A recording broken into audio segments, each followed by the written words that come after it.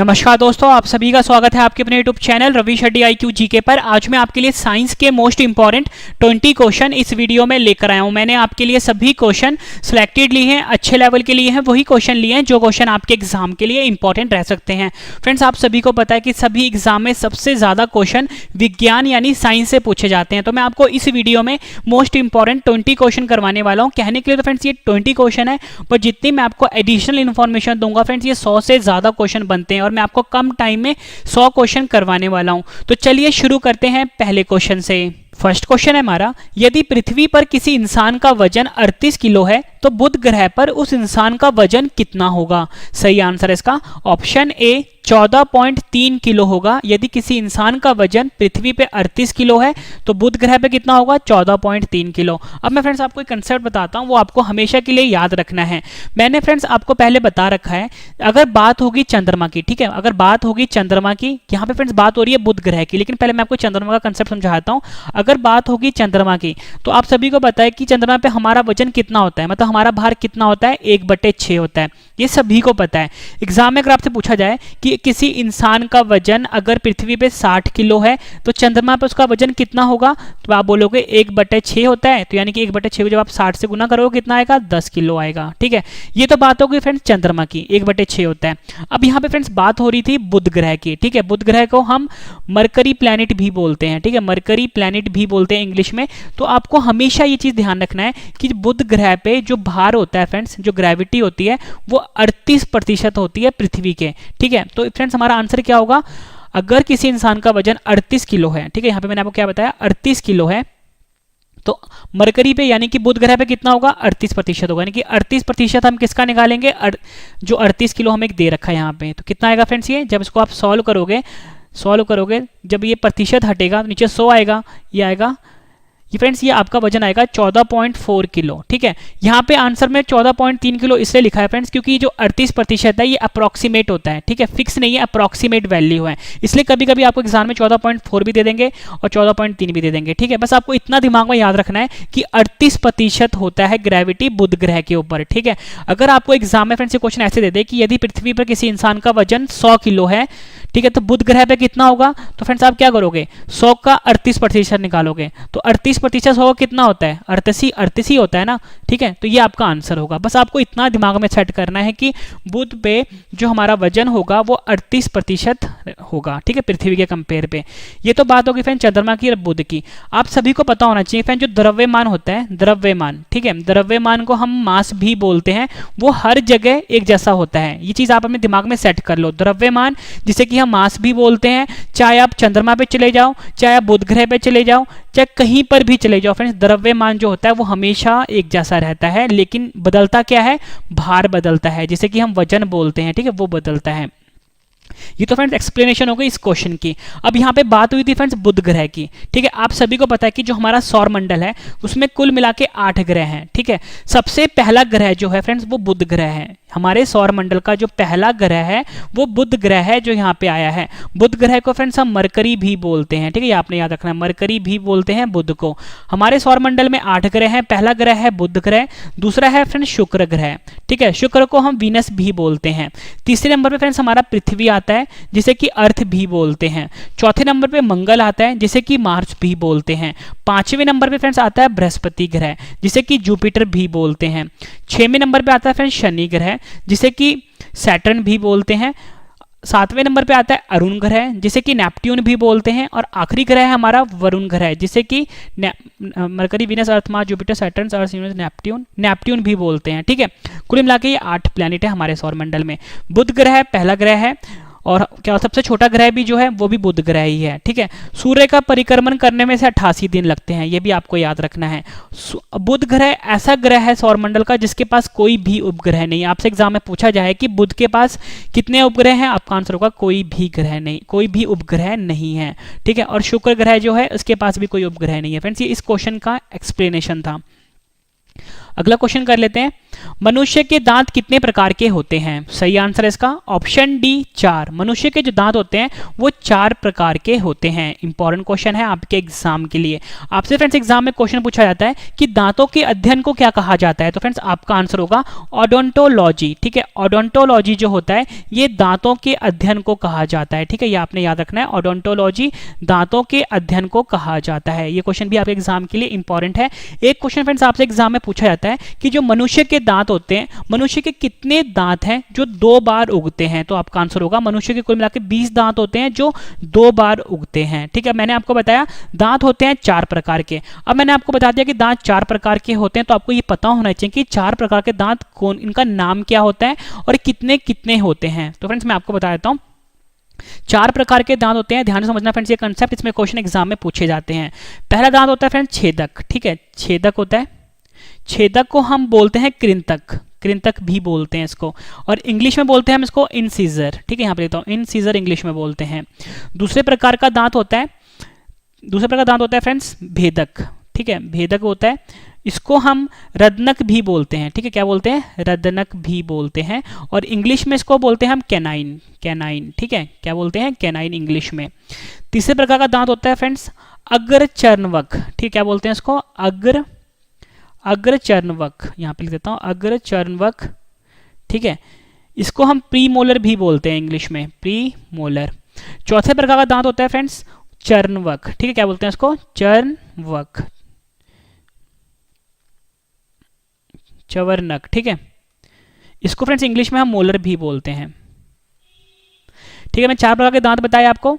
Incisor जिसको हिंदी में कृंतक बोलते हैं, दूसरा होता है रदनक जिसे कैनाइन भी बोलते हैं, तीसरा होता है अग्रचर्णवक जिसे प्रीमोलर भी बोलते हैं, चौथा होता है चर्णवक जिसे कि हम मोलर भी बोलते हैं। अब आपसे एग्जाम में फ्रेंड्स ये पूछा जाता है कि छेदक कितने होते हैं, यानी कृंतक कितने होते हैं, रदनक कितने होते हैं, अग्रचर्णवक कितने होते हैं और चर्णवक कितने होते हैं। सबसे पहले फ्रेंड्स मैं आपको बता दूं जो हमारा दांत होता है फ्रेंड्स, हमारा जो मुंह होता है उसमें कुल मिला के 32 दांत होते हैं। ठीक है, ऊपर होते हैं 16 दांत। ठीक है, और नीचे भी होते हैं 16 दांत। मतलब जो दांत ऊपर होंगे 16 वही दांत नीचे होंगे 16। ठीक है, ये आपको समझना है। अब मैं आपको बताता हूँ फ्रेंड्स कौन सा दांत कितना होता है हमारे शरीर के अंदर। सबसे पहले मैंने आपको बताया जो पहला दांत छेदक है जिसे कि कृंतक भी बोलते हैं और इंसीजर भी बोलते हैं।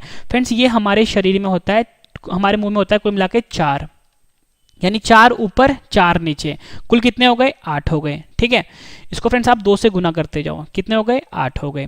उसके बाद फ्रेंड्स आता है भेदक जिसे कि हम रदनक भी बोलते हैं, कैनाइन भी बोलते हैं। ये होता है फ्रेंड्स 2। ठीक है, यानी 2 ऊपर 2 नीचे, तो कितने हो गए? ये हो गए 4। ठीक है, 8 और ये 4। उसके बाद फ्रेंड्स होता है अग्रचर्णवक। अग्रचर्णवक को हम प्रीमोलर भी बोलते हैं। फ्रेंड्स ये होता है 4, यानी कि 4 ऊपर और 4 नीचे, तो कितने हो गए? ये हो गए 8। ठीक है, उसके बाद आता है फ्रेंड्स चर्णवक जिसे कि हम मोलर भी बोलते हैं। ये होता है फ्रेंड्स 6, यानी कि 6 नीचे 6 ऊपर, तो यानी 6 ऊपर 2 से गुना करो कितना आएगा? 12 आएगा। ठीक है, तो फ्रेंड्स आप ये देखो जब इसको आप जोड़ोगे फ्रेंड्स 12 + 8 कितना होता है? 20, 20 + 4 24 और 24 + 8 कितना हो गए? 32। यानी हमारे मुख में कुल मिला के 32 दांत होते हैं। और मैंने आपको बता दिया कौन से दांत कितने होते हैं, एग्जाम में फ्रेंड्स ये क्वेश्चन पूछा जाता है। ठीक है, तो आपने फ्रेंड्स जितने भी मैंने आपको इसमें एडिशनल इन्फॉर्मेशन दी है ना फ्रेंड्स, सब आपके लिए इंपॉर्टेंट है, एग्जाम में कई बार पूछा गया है। ठीक है, और फ्रेंड्स आपसे पूछा जाता है कि दंत सूत्र क्या जो होता है मनुष्य का वो क्या होता है। तो फ्रेंड्स आपको बताना चाहिए दंत सूत्र होता है मनुष्य का वो होता है 2123/2123। ठीक है, 2123/2123 जो है दंत सूत्र होता है मनुष्य का। यहाँ पे आप मल्टीप्लाई 2 कर लो, तो ये आपको याद रखना है फ्रेंड्स। ये किसका है? वयस्क का है। ठीक है, ये आपने याद रखना है।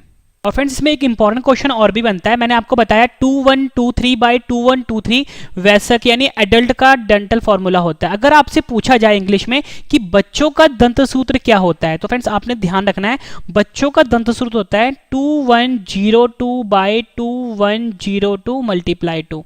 ठीक है, ये आपने याद रखना है 2102/2102 × 2। ये किसका होता है? बच्चों का होता है। और वयस्क का क्या होता है? 2123/2123। ये आपने याद रखना है। ठीक है, इंपॉर्टेंट है। नेक्स्ट क्वेश्चन कर लेते हैं। अगला क्वेश्चन हमारा काफी बार एग्जाम में पूछा गया, ये IAS PCS सभी में पूछा जाता है ये वाला क्वेश्चन जो करवा रहा हूं आपको। और फ्रेंड्स एसएससी रेलवे के लिए तो वैसे भी इंपॉर्टेंट है ये क्वेश्चन।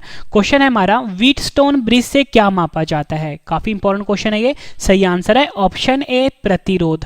व्हीटस्टोन ब्रिज जो होता है इसे प्रतिरोध मापते हैं। प्रतिरोध को फ्रेंड्स हम रेजिस्टेंस भी बोलते हैं, ठीक है, रेजिस्टेंस भी बोलते हैं प्रतिरोध को। और आप सभी को पता है फ्रेंड्स जो प्रतिरोध होता है इसकी इकाई होती है ओम, ठीक है, ओम, हिंदी में ऐसे लिखते हैं ओम, ठीक है। और इसका फ्रेंड्स जो सिंबल होता है प्रतिरोध का, मैंने आपको बताया ओम इसकी इकाई होती है, इसका सिंबल होता है फ्रेंड्स कुछ इस तरह का, ठीक है, ये भी आपको याद रखना है। और मैंने आपको बताया व्हीटस्टोन ब्रिज से हम प्रतिरोध को मापते हैं। अब बात हुई है फ्रेंड्स यहाँ पे व्हीटस्टोन ब्रिज की, काफी स्टूडेंट्स के लिए काफी ये नया होगा, तो मैं आपको बता देता हूँ। जो व्हीटस्टोन ब्रिज होता है इसे हम प्रतिरोध मापते हैं। इसका सिंबल कुछ फ्रेंड्स इस तरह का होता है, ठीक है, इस तरह का होता है। यहाँ पे बना के बताता हूँ मैं आपको, कुछ इस तरह का होता है। इसमें हम क्या करते हैं फ्रेंड, 4 रेजिस्टेंस को कनेक्ट करते हैं। क्या बताया, यानी 4 जो प्रतिरोध होता है उसको हम आपस में कनेक्ट करते हैं, ठीक है, कनेक्ट करते हैं। और 4 में से हमें 3 की वैल्यू पता होती है और हम 1 की जो वैल्यू है वो हम ज्ञात कर लेते हैं, यानी फाइंड कर लेते हैं। कुछ इस तरह से हम कनेक्ट करते हैं फ्रेंड्स, जैसे मैं आपके सामने बना रहा हूँ, ठीक है। ये फ्रेंड्स जो है ना, ये जो है ये चीज़, ये ना प्रतिरोध का सिंबल होता है, ठीक है, प्रतिरोध का, ठीक है। यानी कि ये तो फ्रेंड्स ओम का सिंबल होता है ना, प्रतिरोध सिंबल कुछ इस तरह का होता है। जैसे जब भी आप इलेक्ट्रिक में बात करोगे, इलेक्ट्रिकल इंजीनियरिंग में बात करोगे, तो फ्रेंड्स प्रतिरोध को हम कुछ इस तरह से सर्किट में रिजेंबल करते हैं, ठीक, कुछ इस तरह से जो मैंने बनाया है। अब देखो फ्रेंड्स, ये जो है हमारा R1 है, ये है हमारा R2, ये है हमारा R3, ठीक है, और ये होता है RX, ठीक है। और यहाँ पे फ्रेंड्स हम बैटरी के साथ कनेक्ट करते हैं, इसको बैटरी से कनेक्ट करते हैं। अब यहाँ पे फ्रेंड्स मीटर लगा होता है। ये जो R1 है फ्रेंड्स, इसकी वैल्यू हमें पता होती है, R2 की वैल्यू हमें पता होती है, R3 की वैल्यू पता होती है, लेकिन ये जो RX है फ्रेंड्स, इसकी वैल्यू हमें पता नहीं होती। फ्रेंड्स ये जो सर्किट है ना पूरा, इसी को हम कहते हैं व्हीटस्टोन ब्रिज। तो हम फ्रेंड्स RX की वैल्यू फाइंड कर लेते हैं। इसका फॉर्मूला क्या होता है friends, R3 upon RX is equal to R1 upon R2। ये फॉर्मूला भी आपको याद रखना है, ठीक है। तो यहाँ से फ्रेंड्स हमारी RX की वैल्यू क्या आएगी, यहाँ पे मैं आपके लिख देता हूँ। RX की वैल्यू हमारे पास आएगी R3, ठीक है, R3 multiply R2 upon R1। ये मेरे पास RX की वैल्यू आती है, जो कि प्रतिरोध होता है, यानी कि जिस प्रतिरोध का वैल्यू हमें फाइंड करना होता है, ठीक है। ये हम व्हीटस्टोन ब्रिज की मदद से फाइंड कर लेते हैं, ठीक है। ये व्हीटस्टोन ब्रिज था और ये व्हीटस्टोन ब्रिज का फॉर्मूला था। इंपॉर्टेंट क्वेश्चन है, एग्जाम में फ्रेंड्स कई बार पूछा गया है। आपसे पूछा जाता है कि जो व्हीटस्टोन ब्रिज है जिससे कि हम प्रतिरोध को मापते हैं, इसकी खोज किसने करी थी। आपका आंसर होगा सैमुअल हंटर। ये क्वेश्चन भी एग्जाम में पूछा गया है। सैमुअल हंटर जो है, इन्होंने व्हीटस्टोन ब्रिज की खोज करी थी। यहाँ पे मैंने आपको बताया प्रतिरोध की बात हुई है, रेजिस्टेंस की बात हुई है, रेजिस्टेंस को हम R से लिखते हैं। इसका फॉर्मूला होता है फ्रेंड्स V अपॉन I। क्या होता है, V अपॉन I फॉर्मूला होता है। V क्या है, वोल्टेज, जिसे कि हम विभवांतर भी बोलते हैं। I क्या है, करंट है, जिसको कि हम विद्युत धारा भी बोलते हैं, ठीक है। ये भी आपने याद रखना है, इंपॉर्टेंट है। जितनी भी आपको एडिशनल इन्फॉर्मेशन दे रहा हूँ फ्रेंड्स, सब अपने आप में क्वेश्चन है। सभी क्वेश्चन मैं आपके लिए अच्छे लेवल के लेके आया हूँ, जो एग्जाम में पूछे जाते हैं। अगला क्वेश्चन है, काफी बार एग्जाम में पूछा गया, बहुत ही अच्छा कंसेप्ट है ये। लोहे पर जंग लगना किस तरह की अभिक्रिया है। सही आंसर है इसका ऑप्शन सी, उपयुक्त दोनों। रिडॉक्स अभिक्रिया, जिसे कि हम रिडॉक्स रिएक्शन भी बोलते हैं। दूसरा है ऑक्सीकरण और अपचयन, ठीक है। मैंने आपको बताया कि जो लोहे पर जंग लगता है वह एक तरह का रिएक्शन होता है, केमिकल रिएक्शन होता है, या बोल सकते हो रासायनिक अभिक्रिया होता है। तो किस तरह का उस रिएक्शन का नाम क्या होता है, उस अभिक्रिया का नाम क्या है, तो आपका आंसर है रिडॉक्स अभिक्रिया, जिसे कि हम रिडॉक्स रिएक्शन भी बोलते हैं। दूसरा होता है ऑक्सीकरण और अपचयन। ऑक्सीकरण और अपचयन को हम ऑक्सीडेशन एंड रिडक्शन भी बोलते हैं। यहाँ पे लिखता हूँ ऑक्सीडेशन एंड रिडक्शन भी बोलते हैं, ठीक है। अब मैं आपको समझाता हूँ कि फ्रेंड जो लोहे पर जंग लगता है उसे हम रिडॉक्स अभिक्रिया क्यों बोलते हैं। रिडॉक्स अभिक्रिया का मतलब फ्रेंड्स पता क्या होता है, मैं आपको समझाता हूँ। ऐसा अभिक्रिया जिसमें ऑक्सीकरण और अपचयन दोनों साथ साथ हों। फिर से बताता हूँ, रिडॉक्स अभिक्रिया वो होता है, आपसे एग्जाम में पूछा भी जाता है ये कि रिडॉक्स अभिक्रिया क्या होता है, तो आप अपने दिमाग में सेट कर लो कि ऐसा अभिक्रिया जिसमें ऑक्सीकरण और अपचयन दोनों साथ साथ हो, यानी कि ऑक्सीडेशन और रिडक्शन दोनों साथ साथ हों, उसे हम रिडॉक्स अभिक्रिया कहते हैं। यानी कि जो लोहे पर जंग लगता है वो रिडॉक्स अभिक्रिया है। आपको मैं यहाँ पर करके बताता हूँ। देखो फ्रेंड्स, रिएक्शन कुछ इस तरह का होता है। लोहे का फॉर्मूला क्या होता है, Fe होता है, ठीक है, Fe प्लस O2, ठीक है। O2 क्या है फ्रेंड्स, जो मॉइस्चर है, यानी जो ऑक्सीजन है, इसके कांटेक्ट में जब आएगा लोहा तो उस पर जंग लगेगा। जंग लगने का फॉर्मूला क्या होता है, Fe2O3, यही होता है फॉर्मूला, ठीक है। वैसे तो हम लिखते हैं कि Fe2O3 x molecule of water लिखते हैं, ठीक है। x क्या है फ्रेंड्स, वाटर होता है, ठीक है। तो ये हमने लिखा है Fe प्लस O2, ठीक है फ्रेंड्स। यहाँ पे आप देखना, ये जो O2 है, O2 हो रहा है O3, ठीक है। O2 हो रहा है क्या, O3। तो फ्रेंड्स ये हो रहा है रिडक्शन, यानी कि ये हो रहा है अपचयन, ठीक है। अब ये Fe है, Fe से क्या हो रहा है, Fe2 हो रहा है। तो यानी कि फ्रेंड्स ये क्या हो रहा है, ऑक्सीडेशन हो रहा है, जिसे कि हम ऑक्सीकरण भी बोलते हैं। मैंने फ्रेंड्स आपको यहाँ पे बता दिया कि जो लोहे पे जंग लगता है वो रेडॉक्स अभिक्रिया है। रेडॉक्स अभिक्रिया कैसे है, Fe का Fe2 हो रहा है, यानी ऑक्सीकरण हो रहा है, ठीक है। और O2 क्या हो रहा है, O3 हो रहा है, जिसे कि हम अपचयन भी बोलते हैं, यानी रिडक्शन भी बोलते हैं। तो आप ये देख रहे हो कि एक रिएक्शन में अपचयन भी हो रहा है और ऑक्सीकरण भी हो रहा है, तो इसी रिएक्शन को हम बोलते हैं रेडॉक्स अभिक्रिया, ठीक है। ये आपने याद रखना है, मोस्ट इंपॉर्टेंट क्वेश्चन है आपके एग्जाम के लिए। आपसे फ्रेंड्स एग्जाम में क्वेश्चन और पूछा जाता है कि कभी भी अगर लोहे पे जंग लगता है तो उस लोहे के वजन पर क्या फर्क पड़ता है। तो फ्रेंड्स आपने हमेशा याद रखना है कि अगर लोहे पे जंग लगता है तो लोहे का जो वजन होता है वो बढ़ जाता है। ये क्वेश्चन भी एग्जाम में पूछा जाता है, ठीक है। उसके फ्रेंड्स आपसे क्वेश्चन पूछा जाता है कि लोहे पे कभी भी वजन लगता है तो हम क्या करते हैं, किसी धातु का प्रयोग करते हैं, तो उस धातु का नाम होता है जिंक, जिसे हिंदी में हम जस्ता भी बोलते हैं। क्या बोलते हैं, जस्ता भी बोलते हैं, और इंग्लिश में क्या बोलते हैं, जिंक बोलते हैं। जिंक का सिंबल क्या होता है, Zn होता है। इसका प्रयोग करते हैं लोहे को जंग से बचाने के लिए। तो फ्रेंड्स इस मेथड को, इस प्रक्रिया को क्या बोलते हैं, एग्जाम में पूछा जाता है। तो आपका आंसर होगा गैल्वेनाइजेशन। क्या बोलते हैं, गैल्वेनाइजेशन प्रक्रिया, जिससे कि हम लोहे को जंग लगने से बचाते हैं, और इसमें हम जिंक, जिसे कि हम जस्ता भी बोलते हैं, उसका प्रयोग करते हैं। और फ्रेंड्स यहाँ पे बात हुई है लोहे की। लोहे का फ्रेंड्स सिंबल क्या होता है, Fe होता है। यहाँ पे मैंने आपको बताया, यहाँ पे मैंने आपको रिडॉक्स अभिक्रिया भी बता दिया, ये भी एग्जाम में पूछा जाता है। अगला क्वेश्चन कर लेते हैं, काफी बार एग्जाम में पूछा गया है। पानी के अंदर ध्वनि सुनने के यंत्र को क्या कहा जाता है। सही आंसर है इसका ऑप्शन ए, हाइड्रोफोन।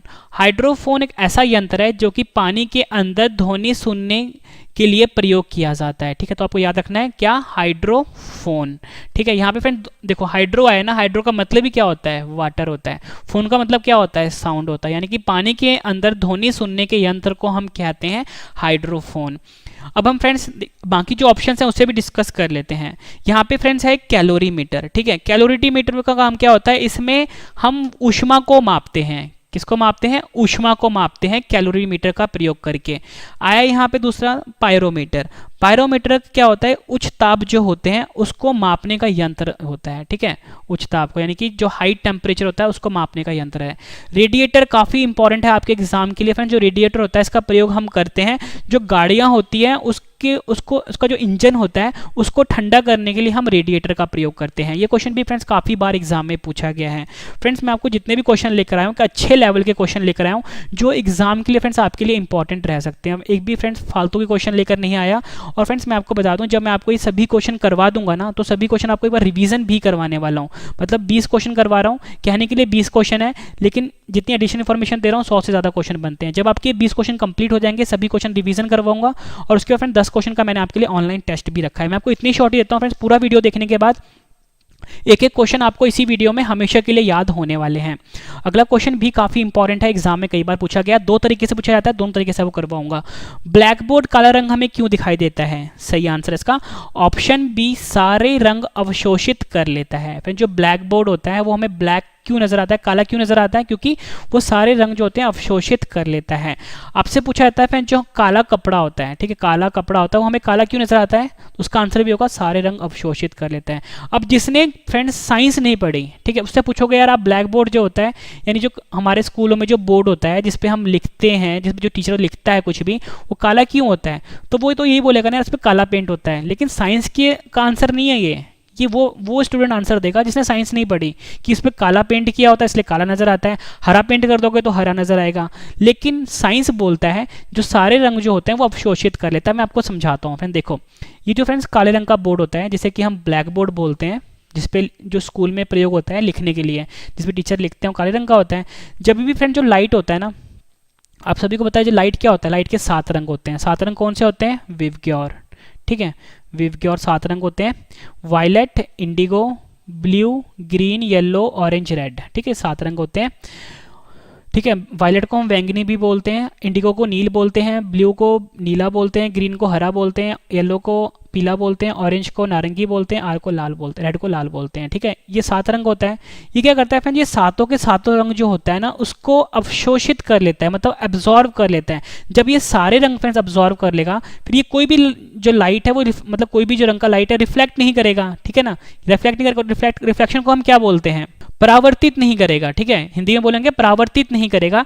जब सारे रंग को वो अवशोषित कर लेगा, कोई भी रंग पर जब कोई भी रंग को परावर्तित नहीं करेगा तो फ्रेंड्स वो जो होगा ना हमें काले रंग का नजर आएगा, ठीक है, ये कंसेप्ट होता है। अब आपसे फ्रेंड्स एग्जाम में पूछा जाता है, अब आप सभी को पता है कि फ्रेंड्स कहीं कहीं पे ना काले रंग का बोर्ड का इस्तेमाल नहीं होता, अब होता है हरे रंग का बोर्ड का इस्तेमाल, हरे रंग का बोर्ड का इस्तेमाल होता है। तो अब एग्जाम में पूछता है कि जो बोर्ड होता है हरे रंग का वो हमें हरा क्यों नजर आता है। जो स्टूडेंट ने साइंस नहीं पढ़ा होगा वो बोलेगा इस पर हरे रंग का पेंट होता है इसलिए हरे रंग का नजर आता है, लेकिन ऐसा आंसर नहीं होगा। हरे रंग का नजर हमें इसलिए आता है फ्रेंड्स जब 7 रंग की लाइट होती है, ठीक है, तो वो क्या करेगा, 7 रंग की लाइट मतलब जो लाइट होती है उसमें 7 रंग होते हैं विबग्योर, ठीक है, तो वो क्या करेगा सारे के सारे लाइट को एब्जॉर्व कर लेगा, मतलब कि अवशोषित कर लेगा, लेकिन जो हरा रंग का होता है हरा रंग को वो परावर्तित कर देता है, इसलिए हमें जो बोर्ड है वो हरे रंग का नजर आएगा। तो फ्रेंड्स ये इसका आंसर था, ठीक है, इंपॉर्टेंट क्वेश्चन है ये भी। तो हमारा आंसर क्या था फ्रेंड्स, काले रंग का नजर क्यों आता है, क्योंकि सारे रंग को अवशोषित कर लेता है। और अगर पूछा जाए कि हरे रंग का नजर क्यों आता है, हरे रंग का बोर्ड, तो आपका आंसर होगा सभी रंगों को अवशोषित कर लेता है लेकिन जो हरा रंग होता है उसे परावर्तित कर देता है, ठीक है, ये आपने ध्यान रखना है। अगला क्वेश्चन है हमारा, सोडियम और पोटेशियम को किसमें डुबोकर रखा जाता है। मोस्ट इंपॉर्टेंट क्वेश्चन है आपके एग्जाम के लिए। सही आंसर है ऑप्शन सी, सोडियम और पोटेशियम को हमेशा कैरोसिन में डुबोकर रखा जाता है, ठीक है, इंपॉर्टेंट है। और फ्रेंड्स यहाँ पे ना बात हुई है कि क्यों डुबो के रखा जाता है वो मैं आपको बताता हूँ। सबसे पहले फ्रेंड्स यहाँ पे बात हुई है सोडियम की। सोडियम का फ्रेंड्स सिंबल होता है Na और इसका परमाणु क्रमांक होता है 11, ये भी आपको याद रखना है। पोटेशियम आया है, पोटेशियम का सिंबल K होता है, काफी बार एग्जाम में पूछा गया पोटेशियम का, तो K होता है सिंबल इसका, और इसका जो फ्रेंड्स परमाणु क्रमांक होता है वो होता है 19। अब मैंने आपको बताया फ्रेंड जो सोडियम और पोटेशियम होते हैं, बात करते हैं सोडियम की, सेम कंसेप्ट पोटेशियम में लागू होता है। सोडियम को हम डुबो कर रखते हैं कैरोसिन में, अगर हम इसे कैरोसिन में नहीं डुबोएंगे फ्रेंड्स ये सोडियम जो है ये ऑक्सीजन के साथ, ठीक है, आप सभी को पता है कि जो हमारा वातावरण है उसमें क्या है, ऑक्सीजन है, ठीक है, ऑक्सीजन के साथ रिएक्शन कर लेगा, ठीक है, ऑक्सीजन से आप सभी को पता है हमारा वातावरण में ऑक्सीजन है और मॉइस्चर है, ठीक है, मॉइस्चर में क्या होता है, जो उमस होती है उसमें क्या होता है, ऑक्सीजन ही होता है, तो उसके साथ ये रिएक्शन कर लेगा और रिएक्शन करते ही फ्रेंड्स बहुत बड़ा ब्लास्ट हो जाएगा, मतलब बहुत सारा आग निकलेगा, बहुत सारी ऊष्मा पैदा होगी अगर हम कैरोसिन में डुबो कर नहीं रखेंगे सोडियम को। तो मैं आपको रिएक्शन बना के बताता हूँ। देखो सोडियम का सिंबल क्या होता है, Na होता है। मैं यहाँ पे रिएक्शन बना रहा हूँ, ठीक है, यानी कि यहाँ पे मैं अभिक्रिया बना रहा हूँ, जो अभिक्रिया होती है, प्लस 2 मॉलिक्यूल ऑफ वाटर।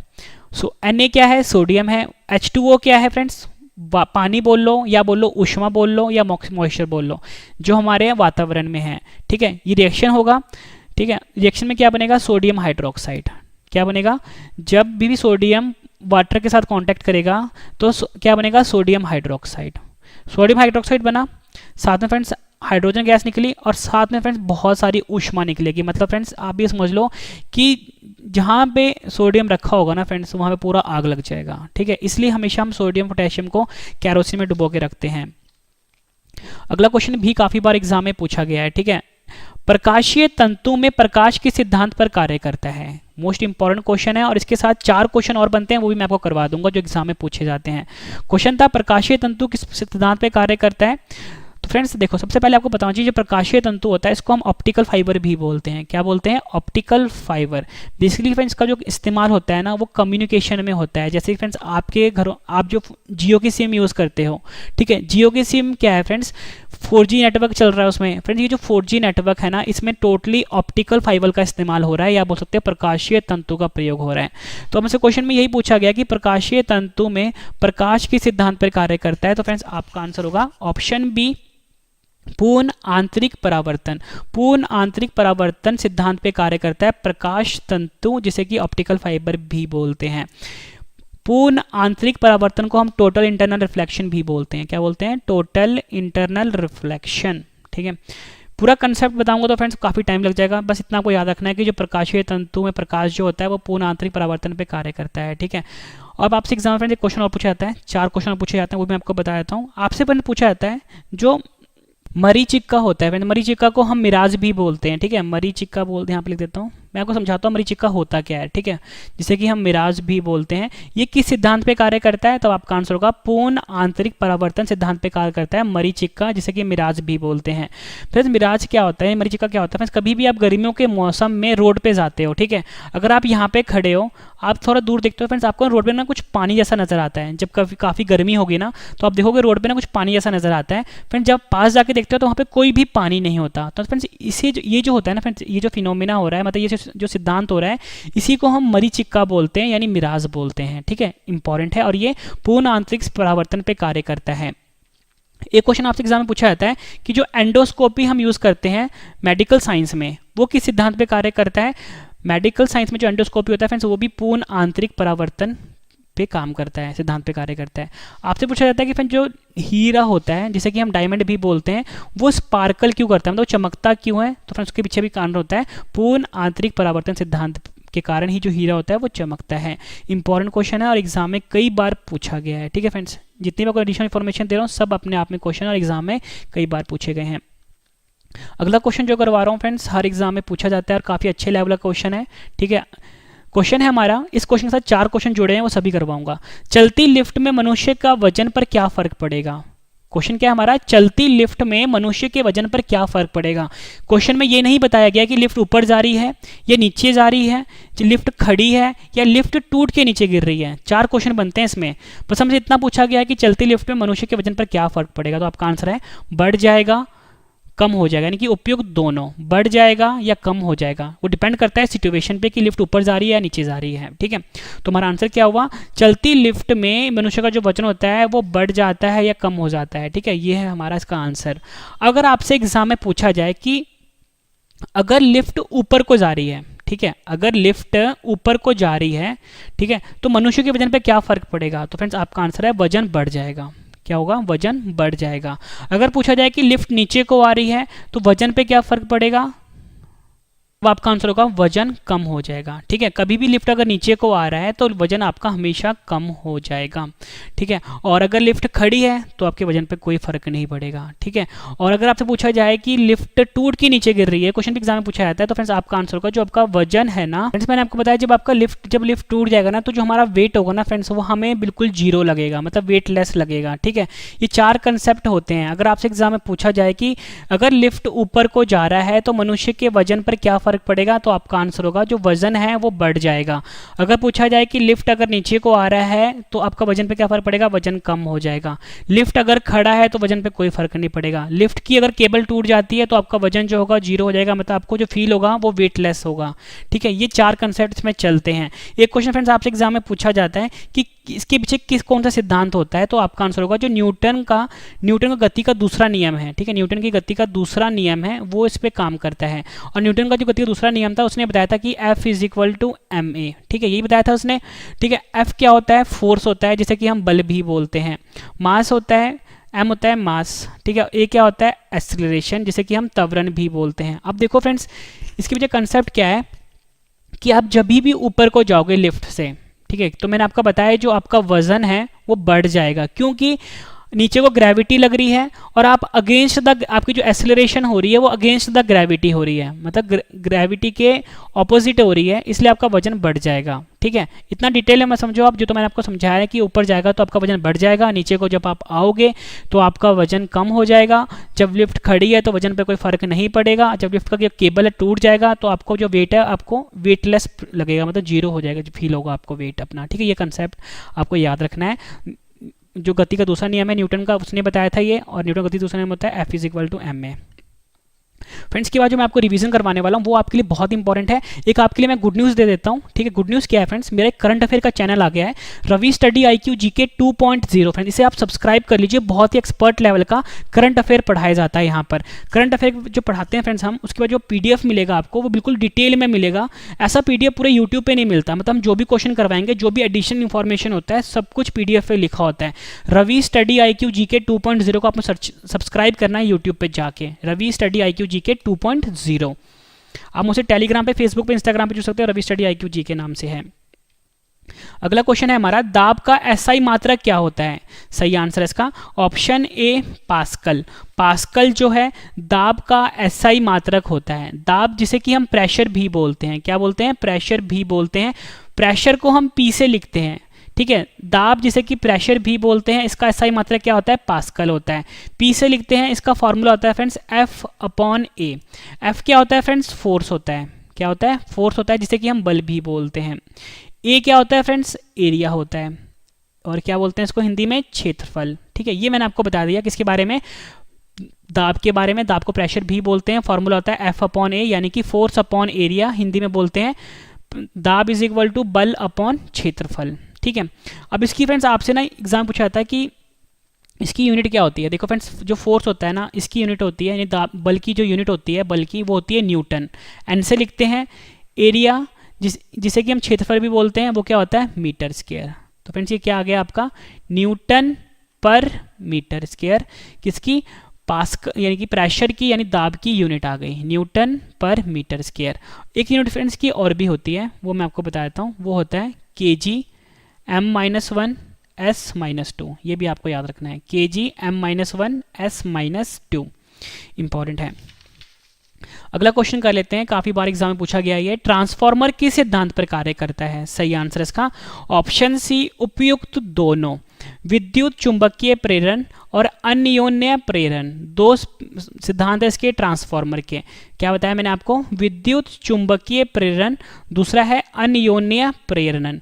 विद्युत चुंबकीय प्रेरण को हम इलेक्ट्रोमैग्नेटिक इंडक्शन भी बोलते हैं। ठीक है, इलेक्ट्रोमैग्नेटिक इंडक्शन, एग्जाम में आपको EMI करके भी दे सकते हैं। ठीक है, ये फुल फॉर्म किसका होता है, विद्युत चुंबकीय प्रेरण का। दूसरा मैंने आपको बताया सिद्धांत क्या होता है, अन्योन्य प्रेरण, जिसको कि हम म्यूचुअल इंडक्शन भी बोलते हैं। ठीक है, म्यूचुअल इंडक्शन भी बोलते हैं। ट्रांसफार्मर का प्रयोग क्या होता है, देखो जो ट्रांसफार्मर है एक तरह का इलेक्ट्रिकल डिवाइस है, या बोल सकते हो विद्युत यंत्र है। ठीक है, ट्रांसफार्मर देखने में फ्रेंड्स कुछ इस तरह का होता है। ठीक है, यहाँ बना के बताता हूँ मैं आपको, कुछ इस तरह का ट्रांसफार्मर होता है। यहाँ पे कॉइल्स होती हैं इसकी, जिसे कि फ्रेंड्स हम प्राइमरी कॉइल्स भी बोलते हैं, और यहाँ से हम जो अल्टरनेटिंग करंट होता है, मतलब जो विद्युत होता है, वो सप्लाई करते हैं। और यहाँ पे होता है friends secondary coils. Secondary coils में क्या होता है कि जब हम यहाँ पे वोल्टेज देंगे, ये हम पे डिपेंड करता है, बीच में फ्रेंड्स कोर होता है। ठीक है, बीच में कोर होता है। ठीक है, तो हम जब भी यहाँ पे हमने AC वोल्टेज दिया, तो ये हम पे डिपेंड करता है कि हमें वोल्टेज ज़्यादा चाहिए या कम चाहिए। यही काम होता है ट्रांसफार्मर का, मतलब कि जो वोल्टेज है उसको, मतलब जो करंट है उसको स्टेप अप करेगा या स्टेप डाउन करेगा। मतलब कि आपसे एग्जाम में पूछा था कि ट्रांसफार्मर क्या होता है, तो आपका आंसर होगा ट्रांसफार्मर एक यंत्र है जिसके द्वारा जो करंट होता है, यानी जो विद्युत होता है, उसको हम कम या ज़्यादा करते हैं, या बोल सकते हो जो वोल्टेज होता है उसे कम या ज़्यादा करते हैं ट्रांसफार्मर की मदद से। ये इसकी डेफिनेशन होती है, और यहाँ पे मैंने आपको समझा भी दिया। अगला क्वेश्चन कर लेते हैं, जीवाणु की खोज किस वैज्ञानिक ने करी थी। सही आंसर है इसका option C, Antonie van Leeuwenhoek. Antonie van Leeuwenhoek ने जीवाणु की खोज करी थी। जीवाणु को फ्रेंड्स हम बैक्टीरिया भी बोलते हैं। क्या बोलते हैं, बैक्टीरिया भी बोलते हैं, और इसकी खोज करी थी एंटोनी वॉन लुवेनहॉक ने। ये भी इंपॉर्टेंट है। अगला क्वेश्चन कर लेते हैं, पौधे का कौन सा हिस्सा पानी और खनिज का परिवहन करता है। सही आंसर इसका ऑप्शन ए, जाइलम। जाइलम जो होता है हिस्सा पेड़ पौधों का, ये पानी और खनिज का परिवहन करता है पौधों के विभिन्न पार्ट्स तक। जाइलम को हम फ्रेंड्स ऐसे भी लिखते हैं, XYLEM। ठीक है, और हिंदी में लिखते हैं जाइलम। तो ये मैंने आपको बताया पानी और खनिज के परिवहन करता है। अगर आपसे पूछा जाए कि पौधों में जो फूड होता है, यानी जो खाना होता है, वो कौन परिवर्तित करता है हिस्सा, तो आपका आंसर होगा फ्लोएम। ठीक है, फ्लोएम को हम ऐसे लिखते हैं PHLOEM, और हिंदी में ऐसे लिखते हैं अदफलोमा। ठीक है, फ्लोएम जो होता है ये खाना ट्रांसफर करता है पौधों के विभिन्न हिस्से तक, और जाइलम जो होता है वो पानी और खनिज सप्लाई करता है। ठीक है, ये भी आपको ध्यान रखना है, इंपॉर्टेंट है। और आपसे एग्जाम में फ्रेंड्स एक क्वेश्चन पूछा जाता है कि जो पौधे खाना बनाते हैं उस प्रक्रिया को क्या बोलते हैं, तो आपका आंसर होगा फोटोसिंथेसिस। ठीक है, फोटोसिंथेसिस, और हिंदी में बोलते हैं इसको प्रकाश संश्लेषण। अगला क्वेश्चन है हमारा, हीमोग्लोबिन किसका मुख्य घटक है। सही आंसर है ऑप्शन ए, RBC का। RBC का मुख्य घटक है हीमोग्लोबिन। आपसे फ्रेंड्स एग्जाम में पूछा जाता है कि जो मनुष्य का खून होता है वो लाल रंग किस वजह से होता है, आपका आंसर होगा हीमोग्लोबिन के कारण जो मनुष्य का खून होता है वो लाल रंग का होता है। और हीमोग्लोबिन किसका मुख्य घटक है, RBC का। अब बात हुई है RBC की। RBC जो है फ्रेंड्स हमारा रक्त होता है उसका एक प्रकार है। RBC का फुल फॉर्म होता है रेड ब्लड सेल। ठीक है, रेड ब्लड सेल, जिसे कि हिंदी में हम लाल रुधिर कण भी बोलते हैं, और इसका साइंटिफिक नेम होता है एरिथ्रोसाइट। क्या होता है, एरिथ्रोसाइट होता है। ठीक है, हिंदी में भी एरिथ्रोसाइट ही बोलते हैं। इसका जीवन काल होता है 120 दिन का। नेक्स्ट क्वेश्चन कर लेते हैं, मानव शरीर में एनीमिया बीमारी किस धातु की कमी के कारण होता है? सही आंसर है ऑप्शन बी, लोहा। लोहा धातु की कमी के कारण मनुष्य में एनीमिया बीमारी होती है।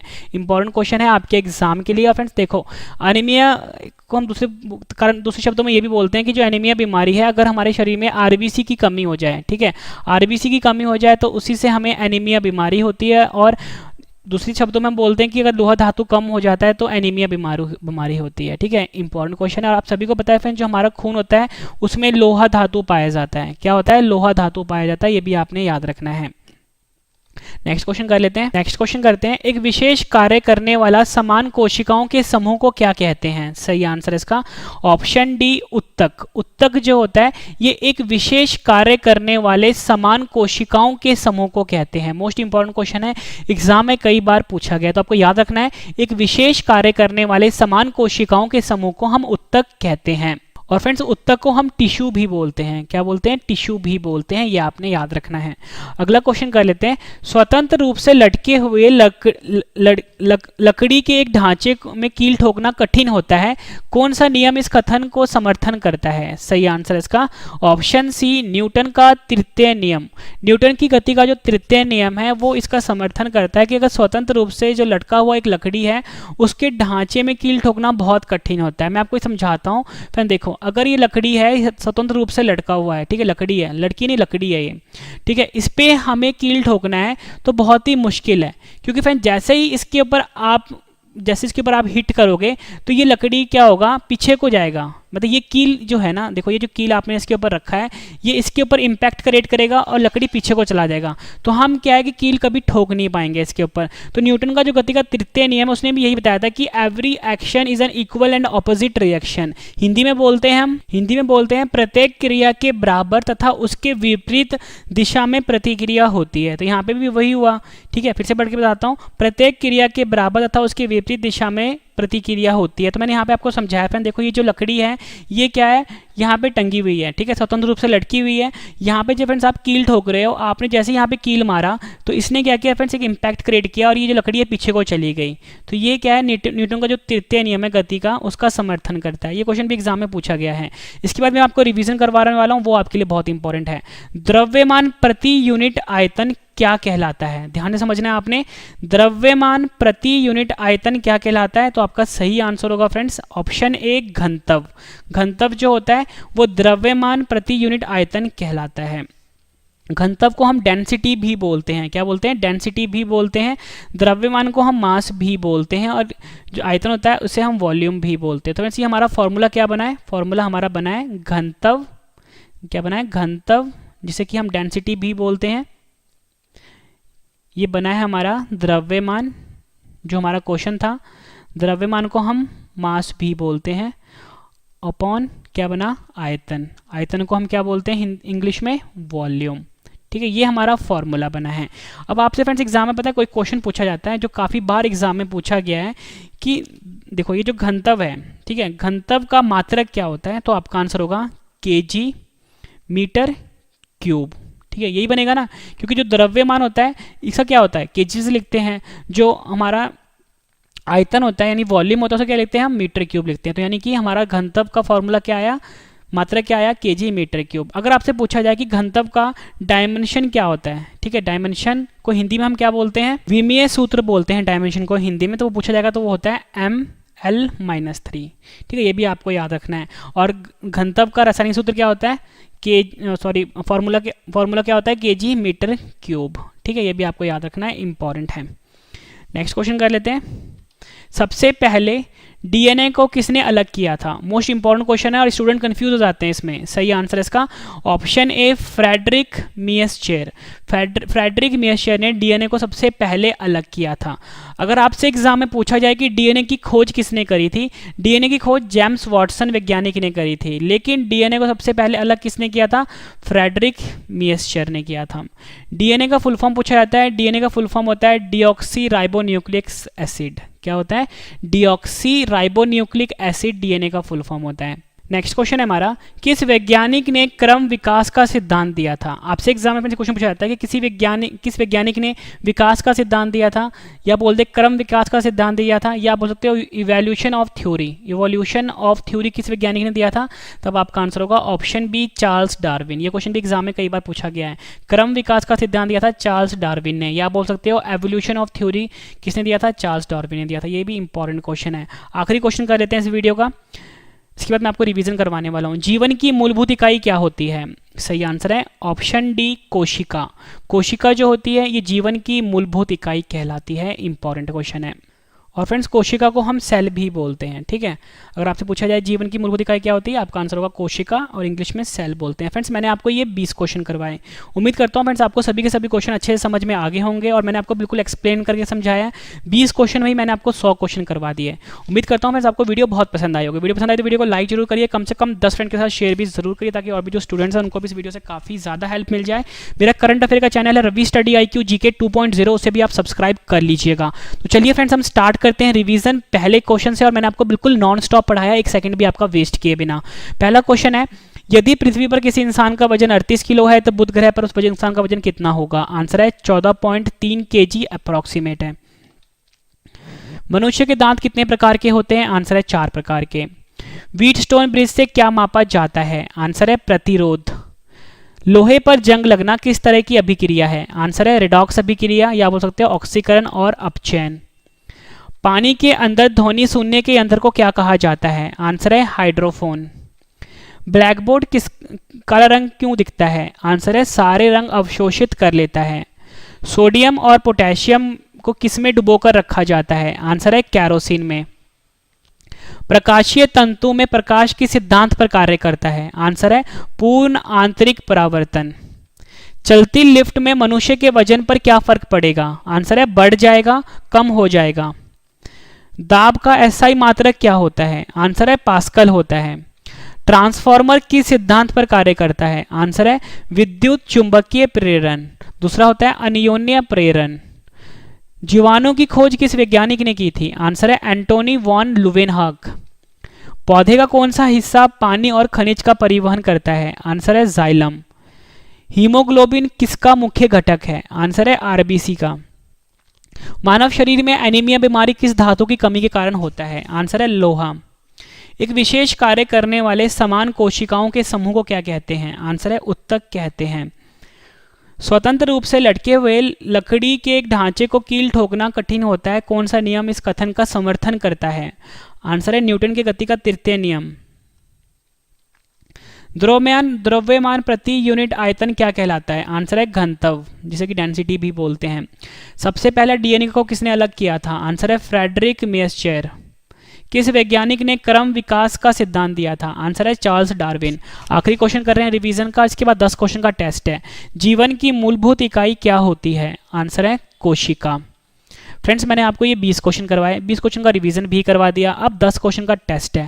फ्रेंड्स बिल्कुल बेहतरीन तरीके से पढ़ा रहा हूँ। पहले मैंने आपको पढ़ाया है, फिर रिवीजन करवा दिया है, अब टेस्ट ले रहा हूँ। इससे बेहतरीन तरीका नहीं होता फ्रेंड्स पढ़ने का, ठीक है, जिस तरीके से मैं आपको पढ़ा रहा हूँ। तो चलिए फ्रेंड्स स्टार्ट करते हैं टेस्ट, और टेस्ट के लिए आपको ऑल दी बेस्ट। 10 क्वेश्चन पूछूंगा, आंसर आपने कमेंट करके बताना है, ठीक है। और फ्रेंड्स वीडियो कैसी लगी आपने ये भी कमेंट करके जरूर बताना है। पहला क्वेश्चन है, यदि पृथ्वी पर किसी इंसान का वजन 100 किलो है, ठीक है, 38 हटा दो आप, तो बुध ग्रह पर उसका वजन कितना होगा। ये आंसर आपने कमेंट करके जरूर बताना है।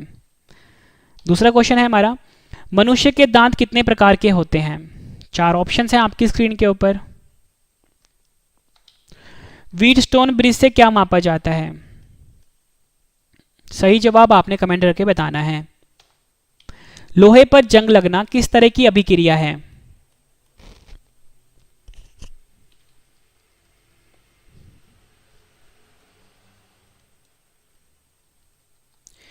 पानी के अंदर ध्वनि सुनने के यंत्र को क्या कहा जाता है। ब्लैक बोर्ड काला रंग का क्यों दिखता है। 4 ऑप्शन हैं आपके पास। सोडियम और पोटेशियम को किसमें डुबोकर रखा जाता है। नेक्स्ट क्वेश्चन है, प्रकाशीय तंतु में प्रकाश किस सिद्धांत पर कार्य करता है। चलती लिफ्ट में मनुष्य के वजन पर क्या फर्क पड़ेगा। आखिरी क्वेश्चन है टेस्ट का, दाब का SI मात्रक क्या होता है। 4 ऑप्शंस हैं। फ्रेंड्स मैंने आपको 20 क्वेश्चन करवाए, रिवीजन भी करवा दिया, 10 क्वेश्चन का टेस्ट भी ले लिया। फ्रेंड्स वीडियो कैसी लगी आपको कमेंट करके जरूर बताना है, और आपका स्कोर 10 में से जो आपको मैंने क्वेश्चन पूछे इसका आंसर भी आपने कमेंट करके जरूर देना है। उम्मीद करता हूं मैं तो आपको वीडियो बहुत पसंद आई होगी। वीडियो पसंद आई तो वीडियो को लाइक जरूर करिए, कम से कम फ्रेंड 10 फ्रेंड के साथ शेयर भी जरूर करिए, ताकि फ्रेंड्स और भी जो स्टूडेंट्स हैं उनको भी इस वीडियो से काफ़ी ज़्यादा हेल्प मिल जाए। मेरा एक करंट अफेयर का चैनल है, पूरे यूट्यूब पे ऐसा बेस्ट चैनल आपको नहीं मिलेगा करंट अफेयर का, नाम है रवि स्टडी IQ GK 2.0। इसे भी आप सब्सक्राइब कर लीजिए फ्रेंड्स, बहुत ही एक्सपर्ट लेवल का करंट अफेयर पढ़ाया जाता है। PDF तो फ्रेंड्स बेस्ट क्वालिटी का है, मतलब PDF में फ्रेंड्स हम जो पढ़ाते हैं, कोई भी क्वेश्चन जो आया है, जैसे कोई राज्य आ गया, उसकी राजधानी, मुख्यमंत्री, गवर्नर, मुख्य न्यायाधीश, उस राज्य के पड़ोसी राज्य या पड़ोसी देश, उस राज्य के नेशनल पार्क, उस राज्य की प्रमुख झीलें, सब कुछ बताया जाता है फ्रेंड्स हमारे जो PDF में, ठीक है, सब कुछ लिखा होता है उसमें। तो फ्रेंड्स आप PDF भी जरूर डाउनलोड करना। डेली 4 बजे वीडियो आती है, चैनल आपको सर्च करना है यूट्यूब पे रवि स्टडी IQ GK 2.0। तो फ्रेंड्स अब हम मिलते हैं नेक्स्ट वीडियो में, और टेलीग्राम पे, आप फेसबुक इंस्टाग्राम पे भी जुड़ सकते हो, रवि स्टडी IQ GK नाम से है, ठीक है। तो मिलते हैं फ्रेंड्स हम अपने नेक्स्ट वीडियो में। Thank you and wish you all the best.